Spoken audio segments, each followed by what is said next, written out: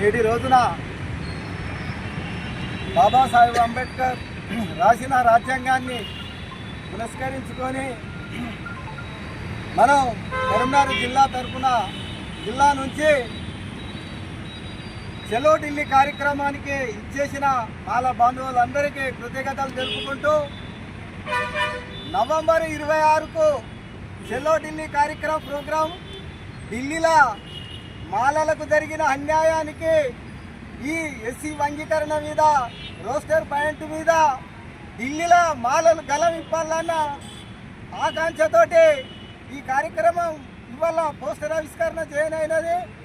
ఇప్పుడైనా కానీ ఏ గవర్నమెంట్ అయినా కానీ మనకు అన్యాయం చేస్తుంది అని అంటే ఇది ఆర్ఎస్ఎస్ బీజేపీ ఆర్ఎస్ఎస్ సిద్ధాంతాలు అనుకుంటూ బీజేపీని అడ్డం పెట్టుకొని ఆర్ఎస్ఎస్ వాళ్ళు ఈ ఎస్సీ వర్గీకరణకు రోస్టర్ పాయింట్ మీద మాలల తడిబట్టతోటి గొంతురు.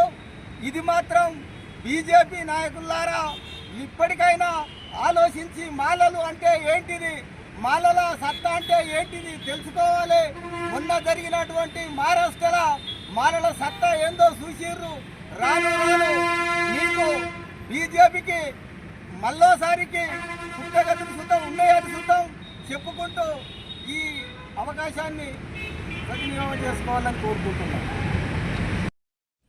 ఈరోజు కరీంనగర్ జిల్లాలో బాబాసాహెబ్ అంబేద్కర్ విగ్రహం దగ్గర చలో ఢిల్లీ కరపత్ర ఆవిష్కరణకు వచ్చేసిన మాల బాంధవులందరికీ జేబీలు తెలియజేస్తూ హలో మాలా చలో ఢిల్లీ.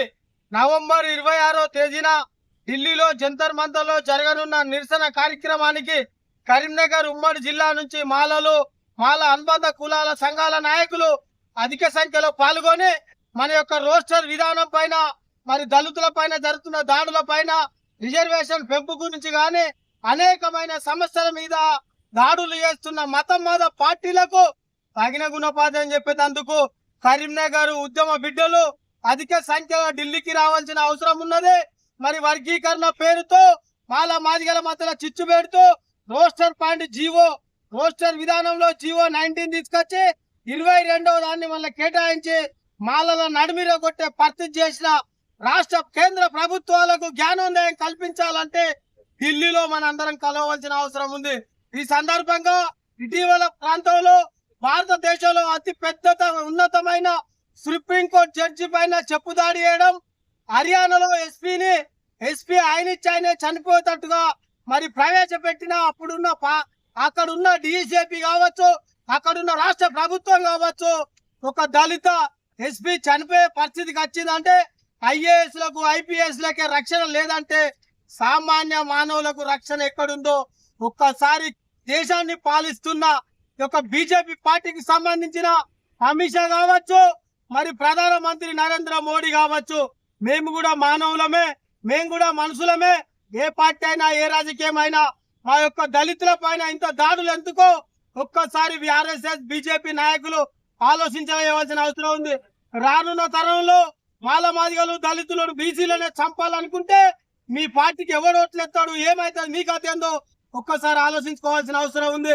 ఆర్ఎస్ఎస్ లో ఉన్న నాయకులారా, ఆర్ఎస్ఎస్ లో ఉన్న కార్యకర్తలారా, మేము కూడా సామాన్య మానవులమే.